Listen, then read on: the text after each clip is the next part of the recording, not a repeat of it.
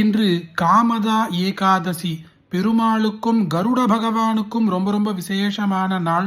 இன்றைய பதிவில் பார்க்க போகின்ற கருட பகவான் மற்றும் பெருமாளுடைய ஸ்தோத்திரத்தை ஒரு முறை தெரியாமல் கேட்டால் கூட போதும், பண வசியம் ஏற்படும். ஓம் சுபர்ணம் வைனதேயம் ச நாகாரிம் நாகபீஷணம் ஜிதாந்தகம் விஷாரிம் ச அஜிதம் விஸ்வரூபிணம் கிருத்மந்தம் ககஸ்ரேஷ்டம் தாக்ஷ்யம் கஷ்யபநந்தனம் द्वादशैतानि नामानि गरुडस्य महात्मनः यप्पठेत् प्रातरुत्थाय स्नाने वा शयनेऽपि वा विषं नाघ्रमते तस्य न च हिंसन्ति हिंसकाः सङ्ग्रामे व्यवहारे च विजयस्तस्य जायते बन्धनान् मुक्तिमाप्नोति यात्रायां सिद्धिरेव च इति श्री गरुडद्वादशनाम स्तोत्रं सम्पूर्णं स्फुरत्सहस्रारशिखादितीव्रं सुदर्शनं भास्करकोटितुल्यं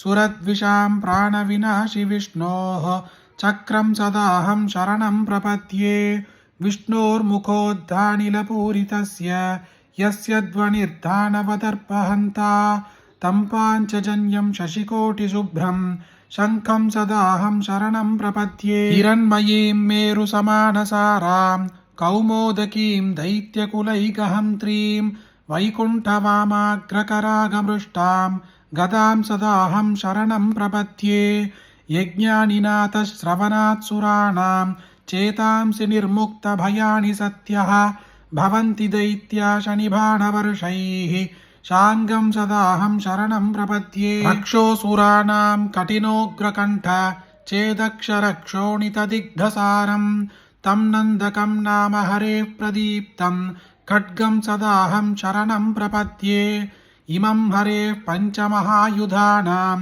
स्तवं पठेद्योऽनुदिनं प्रभाते समस्तदुःखानि भयानि सत्यः पापानि नश्यन्ति सुखानि सन्ति वनेरणे शत्रुजलाग्निमध्ये यदृच्छयापत्सु महाभयेषु पठेत्विदं स्तोत्रमनाकुलात्मा सुखी भवेत् तत्कृत सर्वरक्षः यच्चक्रशङ्खं गदखड्गचार्ङ्गिनं पीताम्बरं कौस्तुभवत्सलाञ्चितं श्रिया समेतोज्ज्वलशोभिताङ्गं विष्णुं सदाहं शरणं प्रपद्ये जले रक्षतु वाराहः स्थले रक्षतु वामनः अटव्यां नारसिंहश्च सर्वदः पादुकेशवः इति श्री பஞ்சாயுதஸ்தோத்திரம் சம்பூர்ணம். பொதுவாகவே ஏகாதசி நாளின் பெருமாளின் 2 நாமாக்களை சொன்னாலே மகா புண்ணியம். அதிலும் இன்று காமதா ஏகாதசியில் பெருமாளின் மந்திரங்கள் மட்டுமின்றி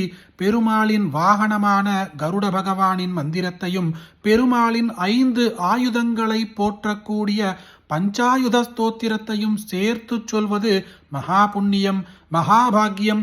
ஒருமுறை தெரியாமல் கேட்டால் கூட வறுமைகள் நீங்கும், கஷ்டங்கள் நீங்கும், கடன் பிரச்சனைகள் நீங்கி பணவசியம் ஏற்படும். அப்படிப்பட்ட அற்புதமான இந்த பதிவை உங்களுக்கு தெரிஞ்ச எல்லாருக்கும் கட்டாயம் பகிருங்க. இந்த வீடியோவை லைக் பண்ணுங்க. நாளைக்கு மற்றொரு பதிவில் சந்திப்போம். ஹரி ஓம். மகா பெரியவா போற்றி.